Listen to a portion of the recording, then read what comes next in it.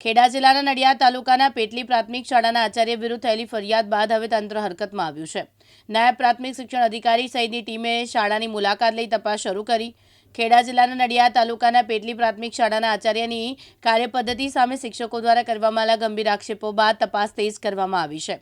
આ મામલે વહેલી સવારથી નાયબ પ્રાથમિક શિક્ષણ અધિકારી સહિત 7 અધિકારીઓની ટીમ શાળામાં પહોંચી અને સ્થળ પર તપાસ હાથ ધરી। શાળાના શિક્ષકો દ્વારા જિલ્લા વિકાસ અધિકારીને આવેદન આપી આચાર્યની કાર્યપદ્ધતિ સામે ફરિયાદ નોંધાવી છે, જેના આધારે ટીપીઓ દ્વારા તપાસના આદેશ કરવામાં આવ્યા હતા। તપાસ દરમિયાન અધિકારીઓએ શાળાના શિક્ષકોના નિવેદન લીધા તેમજ શાળામાં કામ કરતા અન્ય કર્મચારીઓ અને વિદ્યાર્થીઓ સાથે પણ ચર્ચા કરી મૂલ્યાંકન કર્યું હતું। આ ઉપરાંત ગામના વડીલો, સરપંચ અને આગેવાનોના નિવેદન પણ લેવાયા છે। સાથે શાળાના રેકોર્ડ શાખા તપાસ કરવામાં આવી અને વર્ગખંડોની મુલાકાત લઈ શાળાની સ્થિતિ અંગે માહિતી મેળવી હતી। આરડી ડાભી નાયબ જિલ્લા પ્રાથમિક શિક્ષણ અધિકારી ખેડા વસો તાલુકાના પેટલી ગામે આજે અમને જે જિલ્લા કક્ષાએ આવેદનપત્ર આપવામાં આવ્યું છે એની તપાસ અર્થે અમે આજે ટીમ સાથે અહીંયા પહોંચ્યા છીએ।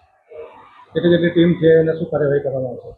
અમારા બંને ટીપીઓ શ્રી વસોડ, ટીપીઓ શ્રી નડિયાદ, અમારા 3 સીઆરસી કોઓર્ડિનેટર, 2 બીઆરપી કોઓર્ડિનેટર, એમાંથી 2 મહિલા પ્રતિનિધિ સામેલ છે। એ પ્રમાણે 7 જણની ટીમ સાથે અમે આજે અહીંયા પહોંચ્યા છીએ। શું મુદ્દા શું છે, કેમ આવું કર્યું? જિલ્લા કક્ષાએ એમને જે આવેદન આપ્યું છે, 2 દિવસથી જે આપણા મીડિયામાં પણ અહેવાલો ચાલી રહ્યા છે એની અમે તપાસ માટે આવ્યા છીએ। શું મુદ્દો શું છે? શિક્ષકશ્રીઓએ જિલ્લા કક્ષાએ આચાર્યશ્રી વિરુદ્ધ આવેદનપત્ર આપ્યું છે, એમાં શું તથ્ય છે અને ખરેખર શું બાબત છે એની તપાસ થાય એના માટે અમે આવ્યા છીએ। શાળાના શિક્ષકોએ આચાર્ય પર ગંભીર આક્ષેપો કર્યા છે, એને લઈને શું કહેવું?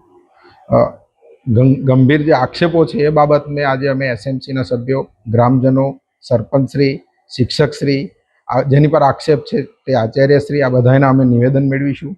શાળાનું સંપૂર્ણ રેકોર્ડ ચકાસીશું, વિદ્યાર્થીઓની શૈક્ષણિક જે બાબતો છે એની પણ ચકાસણી કરીશું અને ખરેખર આમાં તથ્ય શું છે અમે જાણી અને આ રિપોર્ટ અમારો જિલ્લા શિક્ષણ અધિકારી, જિલ્લા પ્રાથમિક શિક્ષણ અધિકારી સાહેબશ્રીને સુપ્રત કરીશું। અગાઉ આચાર્ય સોડપુરમાં પણ આ રીતના વિવાદોમાં આવ્યા છે અને હવે ફરી આવ્યા છે, શું કહેશો?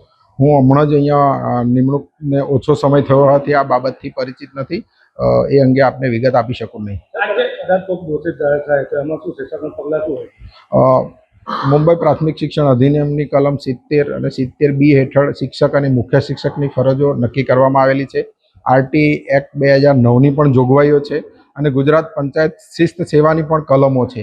આ સમગ્ર બાબતો છે, કાયદાકીય બાબતોમાં કઈ જગ્યાએ એમની ભૂલ છે, ચૂક છે અને એનું શું લેવલ છે એ બાબતોને આધારે અમે અમારો તથ્યલક્ષી જે હકીકતલક્ષી અહેવાલ છે, રેકોર્ડ આધારિત પુરાવાઓ છે એની સાથેનો અહેવાલ આદરણીય જિલ્લા પ્રાથમિક શિક્ષણ અધિકારી સાહેબને આપીશું અને એના આધારે ડીપીઓ સાહેબ નક્કી કરશે કે શું સજા કરવી। 2 દિવસ પહેલા ગ્રામજનો શાળામાં તાળાબંધી કરવા ઉતર્યા હતા અને આચાર્ય વિરુદ્ધ કાયદેસરના પગલાં લેવાની માંગ કરતા હતા।